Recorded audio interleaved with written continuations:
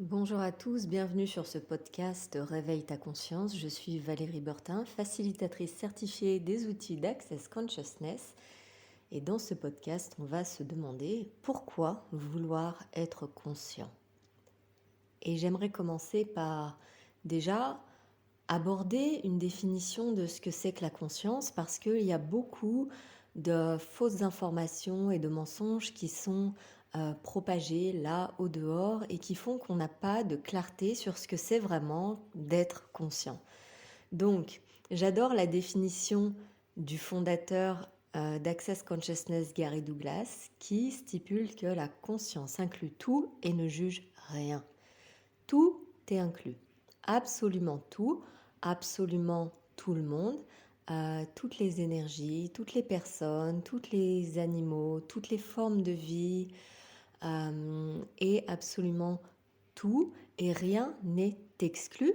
Il ne s'agit pas de classifier, comme certaines personnes le font, le positif du négatif. Il s'agit de tout inclure, y compris le bon, le mauvais, l'horrible, la guerre, les tremblements de terre ou toute forme de choses que on a cataloguées dans cette société comme étant négatif. Tout est inclus et pourtant rien, rien, rien, absolument rien n'est jugé comme bon ou mal. Il s'agit d'avoir un regard neutre en quelque sorte sur la situation.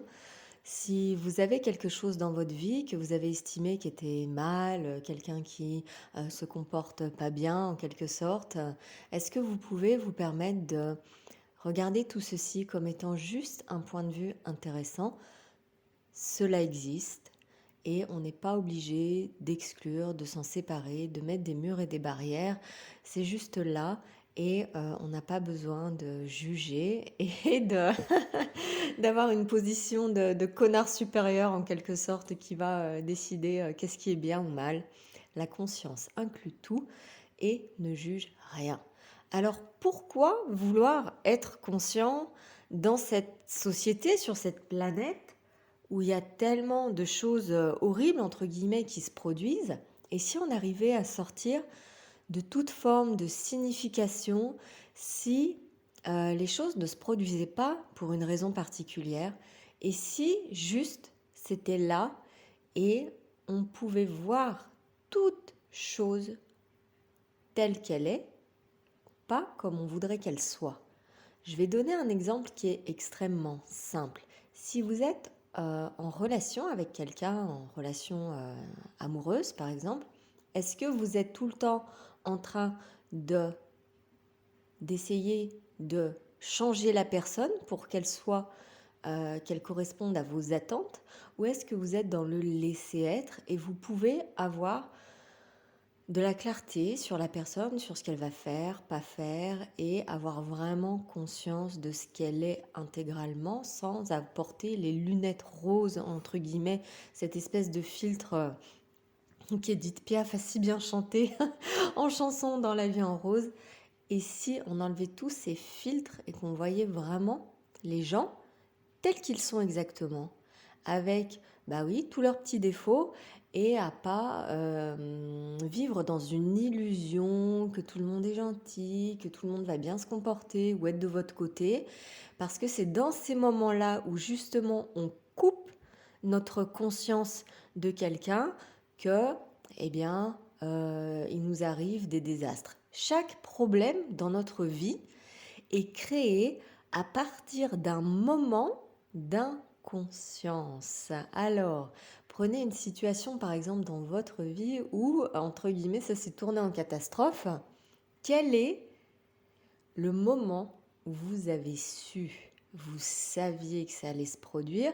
Quel est le moment où vous avez coupé votre conscience et vous avez mis ce filtre rose positif et vous vous êtes bercé de mensonges, vous vous êtes raconté plein de mensonges à vous-même et vous vous êtes dit oui, tout ira bien. Et je suis désolée, on n'est pas dans le monde des bisounours, il y a plein de choses vraiment horribles sur Terre, des gens qui sont foncièrement méchants et prêts à prendre avantage sur vous. Et si vous pouviez voir toutes ces personnes telles qu'elles sont et que vous enleviez tous vos filtres et que vous ayez la conscience de comment ils se comportent. Et en général, ce qui permet d'avoir de la clarté, c'est de regarder qu'est-ce qu'ils font, quels sont leurs actes et qu'est-ce qu'ils choisissent. Ça permet d'avoir énormément de clarté sur ce que ces gens choisiront probablement dans le futur quand on voit ce qu'ils choisissent actuellement et sans avoir l'attente qu'ils vont changer, qu'ils vont d'un coup devenir bons, etc. La conscience, c'est être prêt à voir exactement tout et aussi avoir la conscience du futur qui est créé à chaque fois qu'on choisit quelque chose. La conscience que tout dans l'univers est là pour nous soutenir. La conscience que on n'est pas foutu et qu'on peut demander beaucoup plus grand et on peut demander aussi à avoir beaucoup plus de conscience que ce qu'on a actuellement. Il y a beaucoup de méthodes métaphysiques qui disent que avoir les yeux ouverts ou faire de la méditation, c'est être conscient. Hélas, ce n'est pas le cas. Avoir les yeux ouverts, c'est juste être réveillé, c'est pas être conscient de comment le monde fonctionne. Et si c'était le cas et si ça marchait, je pense qu'on serait au courant qu'avoir les yeux ouverts, ça suffirait. Mais malheureusement, ce n'est pas le cas. Et pour augmenter sa conscience des choses, vous pouvez juste demander qu'est-ce qu'il faudrait pour que j'ai conscience de ce qui se passe autour de moi et qu'est-ce qu'il faudrait pour que j'ai un peu plus de conscience chaque jour.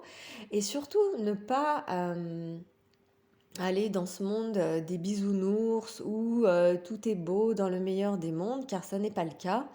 Il y a vraiment des choses pas cool qui se passent. Et si justement avoir conscience de tout autour de vous, ça pouvait vous permettre, bah oui, d'échapper à un accident de voiture parce que vous avez conscience que c'est pas le moment de prendre le volant, ou d'avoir ce qu'on appelle l'intuition aujourd'hui, mais qui est en fait la conscience du futur qui est créé, que il faut pas aller à tel endroit. Si vous prenez le tsunami qui a eu lieu en Asie c'était quand? En 2004, il se trouve que un jour avant, tous les animaux se trouvaient dans les collines en hauteur avant que le tsunami ravage absolument tout. Les animaux sont-ils conscients? Oui, absolument. Et c'est seulement les humains qui étaient totalement inconscients qui sont restés proches de la plage. Ils ont coupé leur conscience et qu'est-ce qui en a résulté? C'est que ils sont morts parce qu'ils n'ont pas voulu être conscients qu'il y avait un désastre qui allait se produire. Donc, est-ce que vous êtes prêt à avoir conscience d'absolument tout, y compris le bon, le mauvais et l'horrible? Et si ça pouvait vous sauver la vie, quoi d'autre est possible? Et afin d'avoir plus de conscience, je vous conseille d'essayer cet outil qui s'appelle Access Bar. C'est une méthode où on va toucher quelques points sur la tête pendant à peu près 1 heure.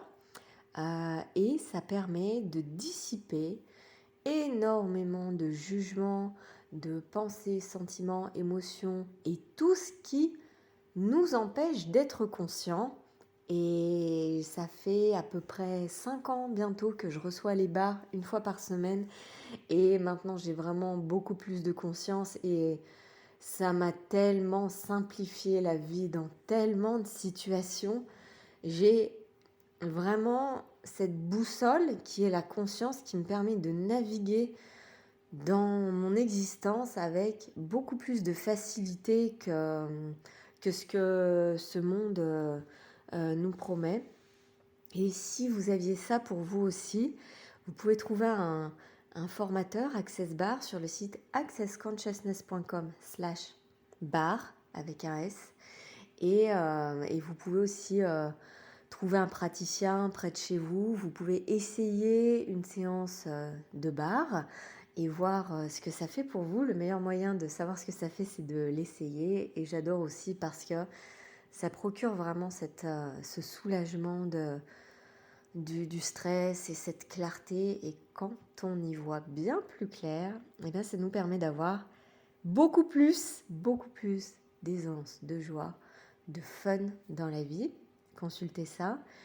Merci d'avoir écouté ce podcast et je vous dis à très bientôt.